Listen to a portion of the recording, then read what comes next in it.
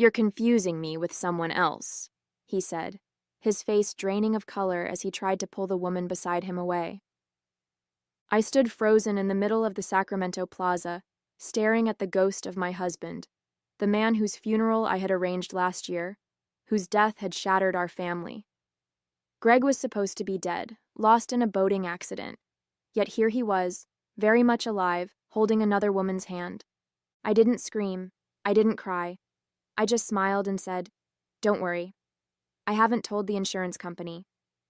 Then, calmly, "But tomorrow I will." His eyes widened with panic before he turned and hurried away, the confused woman in tow. I watched them disappear into the crowd, my heart pounding in my chest, my mind reeling with the implications of what I'd just discovered.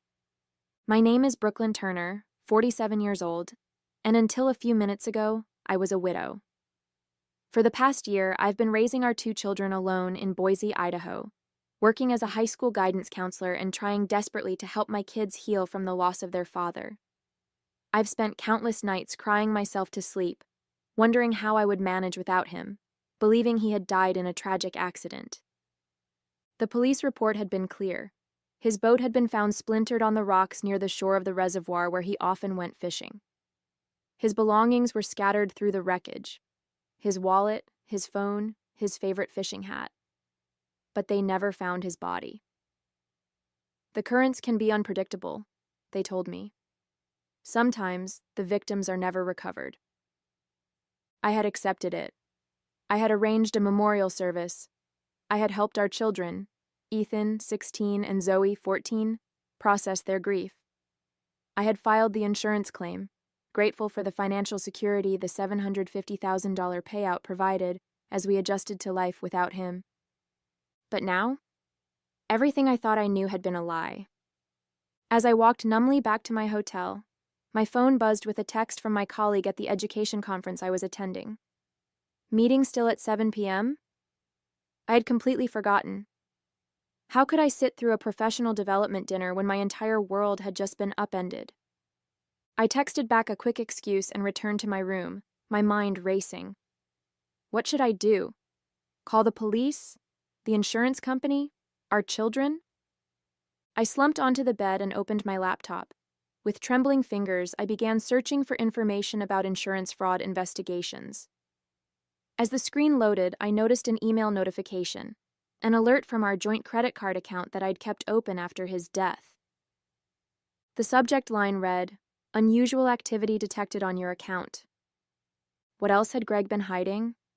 Greg and I met 20 years ago in Portland, where he worked as a financial advisor, and I was finishing my master's in counseling.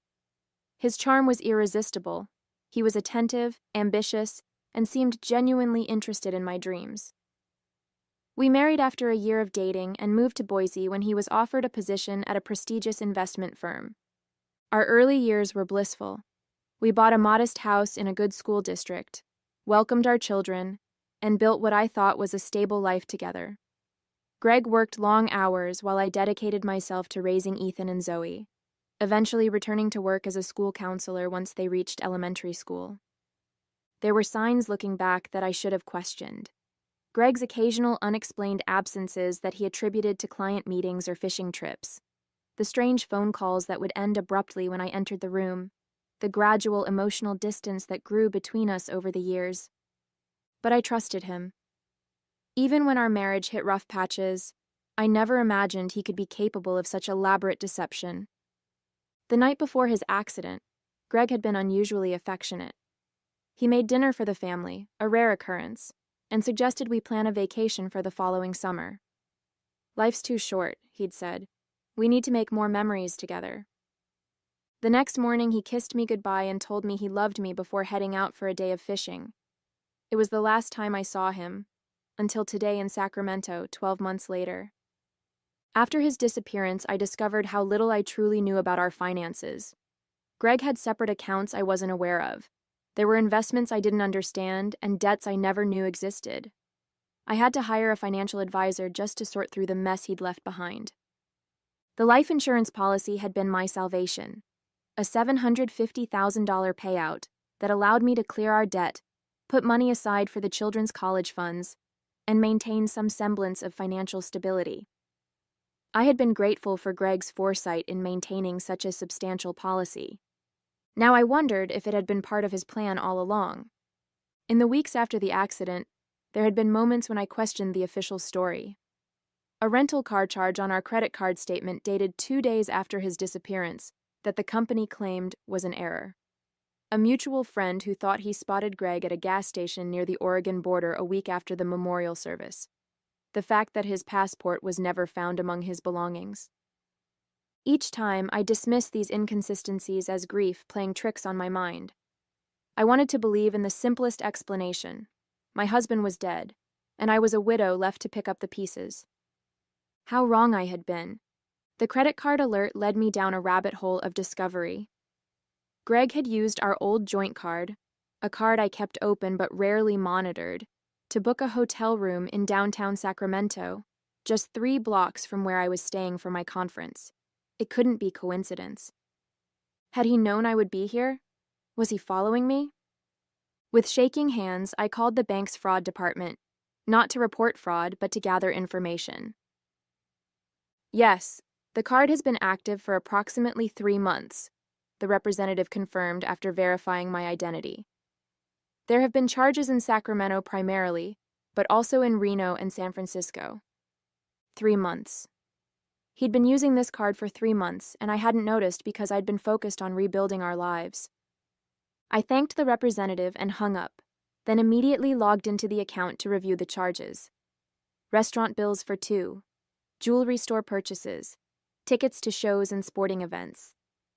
He hadn't just been surviving, he'd been living a comfortable, even lavish life while I worked extra hours to support our children. As I scrolled through the charges, a notification popped up on my phone, a reminder I'd set months ago for Greg's life insurance policy anniversary.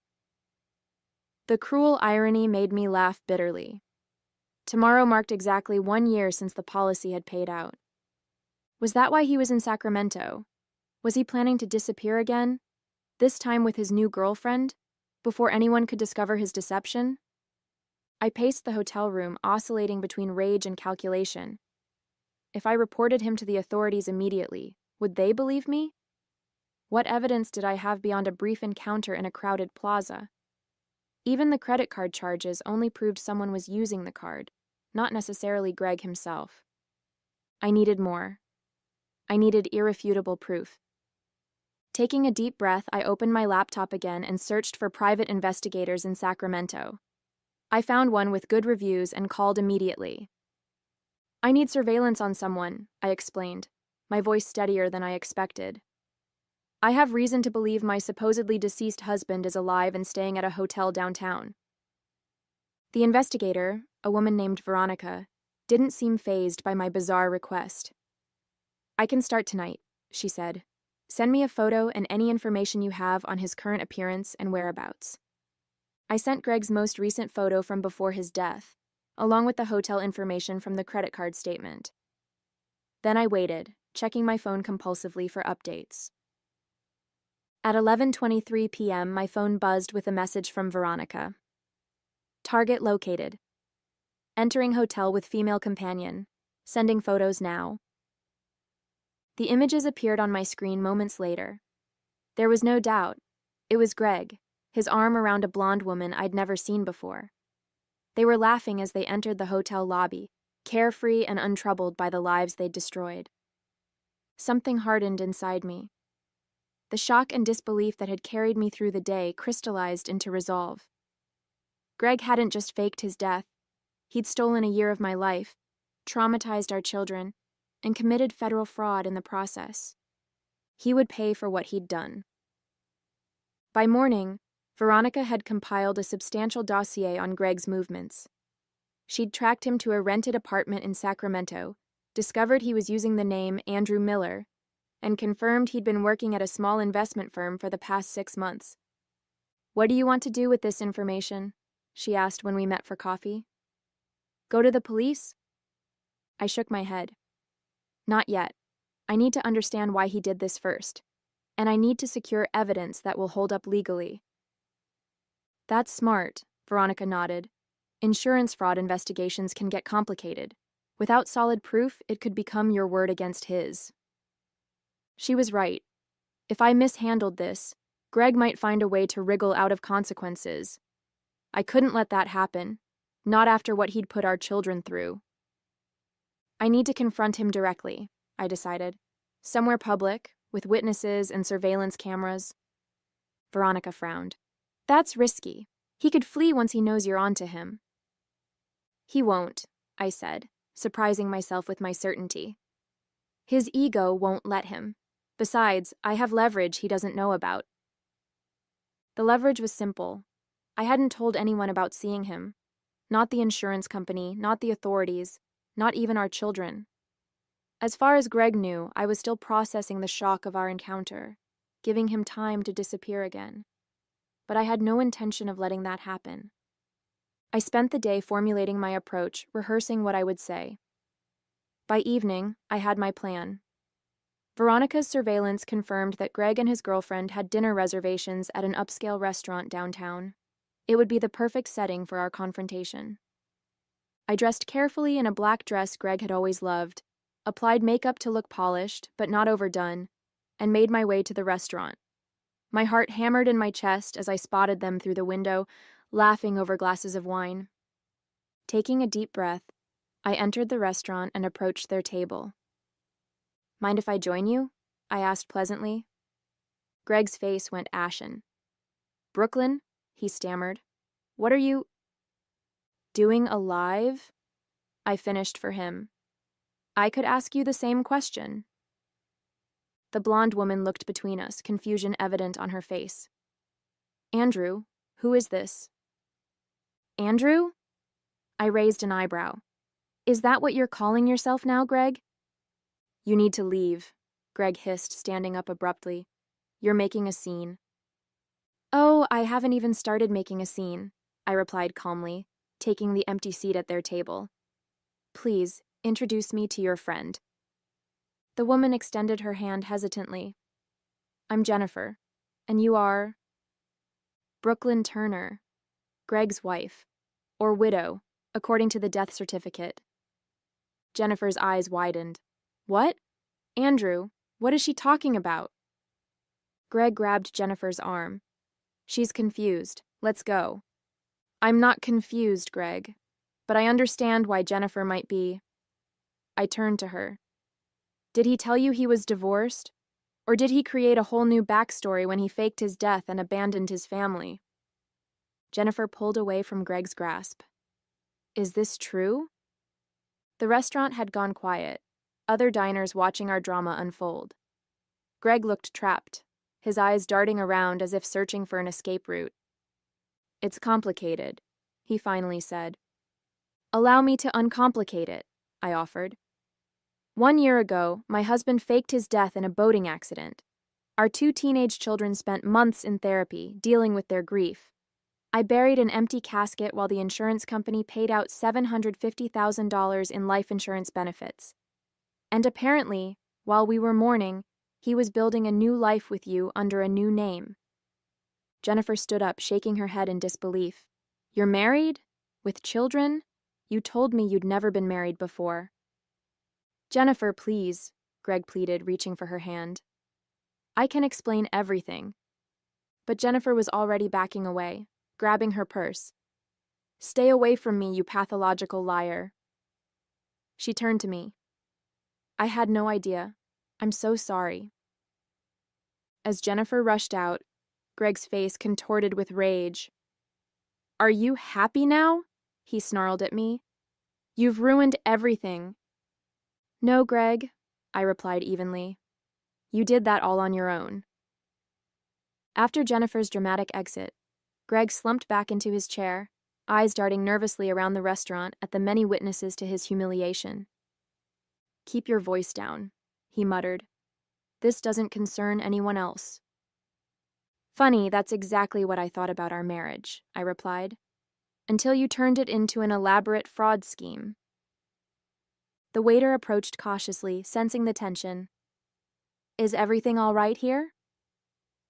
Just a family reunion, I said with a tight smile.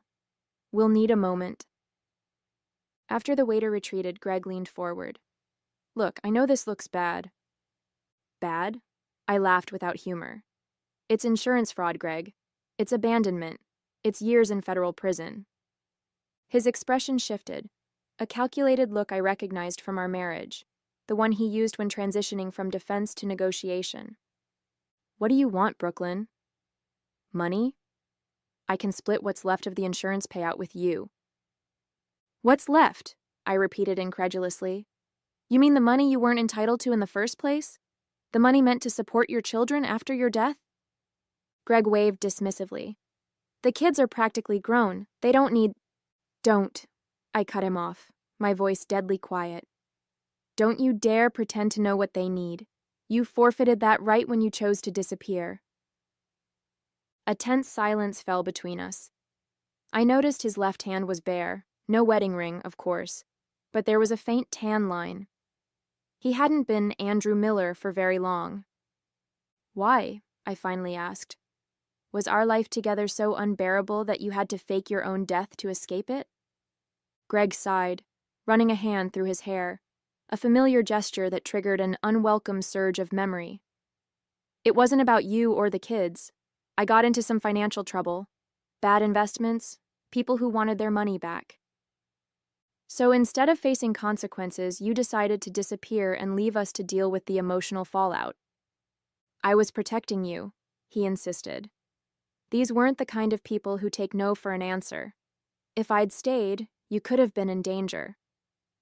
And the insurance money? Was that also for our protection? He had the decency to look away. I needed a fresh start. The plan was to establish myself, then reach out to you and the kids once it was safe. You expect me to believe that? I scoffed. You were building a life with another woman. Jennifer was complicated. She helped me get established here. One thing led to another. I shook my head in disgust. You haven't changed at all. Still dodging responsibility? Still blaming others? Greg reached across the table for my hand, but I pulled away. Brooklyn, please. We can work something out. Think about the kids. Do you really want them to go through the trauma of learning their father is alive but going to prison? The manipulation was so transparent it almost made me laugh. The trauma you caused, you mean? Just then, my phone buzzed with a text from Veronica. All recorded. Audio and video clear. Do you want me to remain on standby? A wave of satisfaction washed over me. Greg had no idea that Veronica was sitting 3 tables away, capturing our entire conversation with professional-grade surveillance equipment. His admission of insurance fraud and faking his death was now preserved as evidence. I stood up, smoothing my dress. I need to get back to my hotel. I have an early meeting tomorrow. Greg looked confused by my abrupt shift. That's it? We're not going to resolve this? Oh, I wouldn't say that, I replied. I am going to resolve this, but not in the way you're hoping. As I turned to leave, Greg grabbed my wrist. What are you planning to do? I gently removed his hand and leaned down to whisper in his ear. When I said I'd tell the insurance company tomorrow, I meant it. But they won't be the only ones getting a call. His face paled. Brooklyn, wait. Goodbye, Greg. Or Andrew. Or whoever you are now.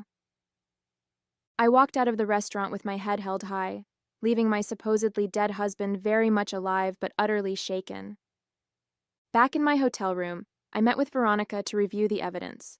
The audio and video were crisp, clearly capturing Greg's admission of faking his death and his knowledge of the insurance payout. This is solid, Veronica assured me. Combined with the documentation of his new identity and employment, it's more than enough for the authorities to act on. What about the financial trouble he mentioned? The people who supposedly wanted their money back? Veronica nodded. I can dig deeper into that. If there's truth to it, it could add another dimension to the case. I hesitated, a nagging doubt surfacing.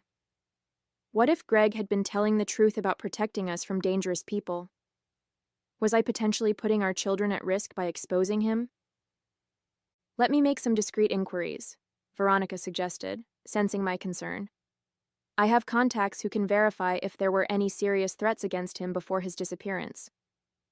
I agreed, then called the educational conference to excuse myself from the remaining sessions. This situation required my full attention. Next, I contacted a lawyer friend in Boise for a recommendation in Sacramento. By morning, I had an appointment with a well-respected attorney specializing in insurance fraud cases. Based on what you've told me, your husband committed multiple felonies, the attorney, Eleanor Wright, explained during our meeting. Insurance fraud, identity theft, potentially even bank fraud, if he used false identification to open new accounts. What's the likely outcome if I report him? Prosecution, almost certainly. The insurance company will want to make an example of him. He's looking at significant prison time and financial penalties. I nodded, absorbing this information. And what about the insurance money that's already been spent? That's complicated, Eleanor admitted. You weren't involved in the fraud, so you likely wouldn't be held liable for returning it.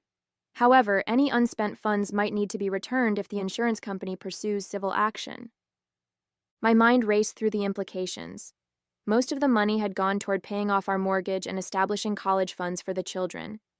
These were legitimate expenses for a widow with 2 teenagers. But the moral question lingered. Was it right to keep money obtained through Greg's deception? As I grappled with these questions, Veronica called with her findings. I found something interesting, she said. Before his disappearance, Greg had indeed made some questionable investments, primarily with a developer who was later indicted for running a Ponzi scheme. Was he in danger? Not the kind he implied, Veronica clarified. He wasn't dealing with violent criminals, but he was deeply implicated in the scheme, possibly as a knowing participant rather than a victim. When the developer was arrested, Greg might have feared he'd be next. The pieces fell into place. Greg hadn't faked his death to protect us. He'd done it to escape potential securities fraud charges. The insurance money was his safety net, and we were just collateral damage in his escape plan. That evening, as I prepared to return to Boise, I received another text from Veronica. You should know, he's making moves. Just purchased a one-way ticket to Mexico leaving tomorrow morning. My heart raced. He was planning to run again. With a newfound clarity, I picked up my phone and made 3 calls in succession.